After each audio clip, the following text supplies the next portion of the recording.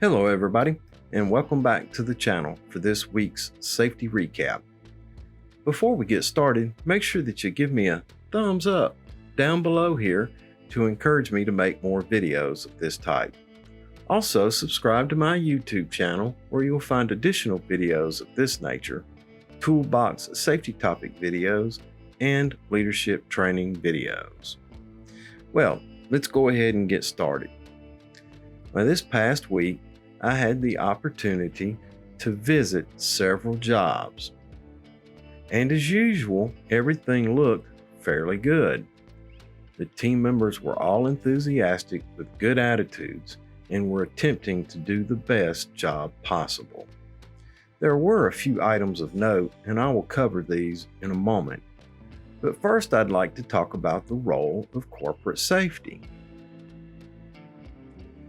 The corporate safety guy is not the corporate babysitter.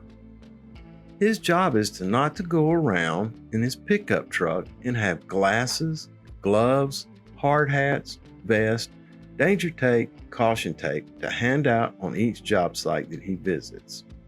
His job is to consult with the leadership and ensure that they understand the requirements under the OSHA standard and guidelines of the corporate EH&S program to ensure that teams operate in a safe, timely, and efficient manner. Primarily, the duty of safety falls upon the individual first, the team leader second, and then corporate safety. But the important thing is that safety is everyone's business.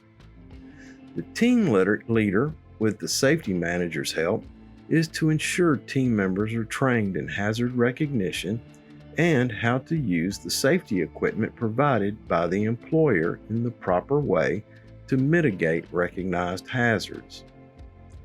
The corporate safety officer's job is to offer and plan training according to the needs of the type of work the company performs.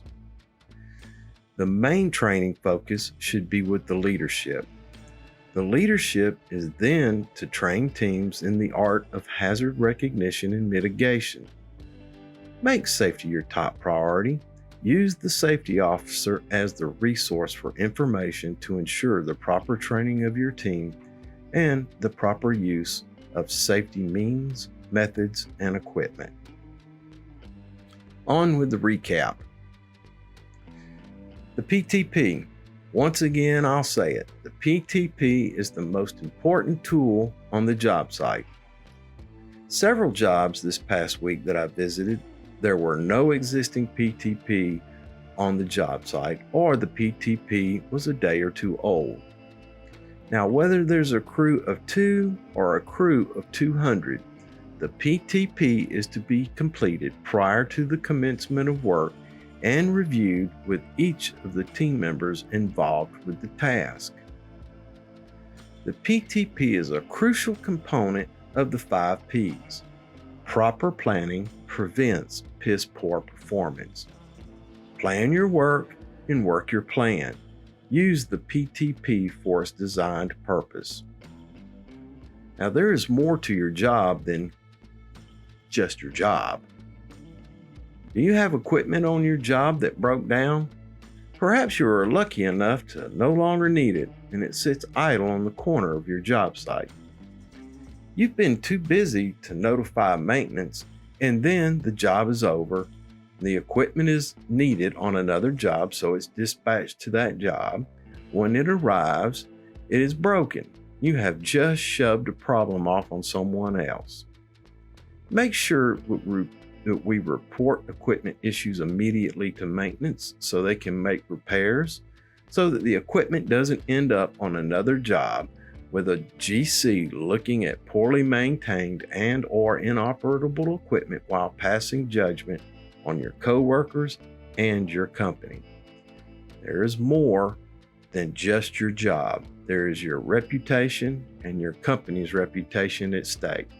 Let's take care of our equipment and notify maintenance of any needed repairs. Another key item I noticed this week was the misuse or not use of eye protection and face protection. A senior operator without his eye protection. He was wearing his respirator to protect himself from the COVID-19 in the open field, demolition field, an invisible enemy, but was not wearing his safety glasses in the demolition field. Doesn't make much sense to me. Wear your safety glasses. They are provided for a reason. And another 2 individuals that were involved in a torching operation were wearing a face shield without eye protection. Activities that generate sparks or flying debris require the use of both face and eye protection. Next, I'd like to talk about respiratory protection. Once again this week, I saw a respirator lying in a dirt pile inside of a demolition site. These respirators are for your protection. They protect your lungs and respiratory system. Make sure you protect and care for them. All right, boys and girls, that's it for this week's safety recap. Thanks for stopping by. Thanks for watching. Make sure that you give me a thumbs up down below here to encourage me to make more videos of this type. Also, subscribe to my YouTube channel where you'll find additional videos of this nature, toolbox safety topic videos, and leadership training videos. Until we see each other again, take care of yourself because you're number one. Look out for your co-workers and help ensure their safety. Have a grateful day, and remember, I will see you in the field.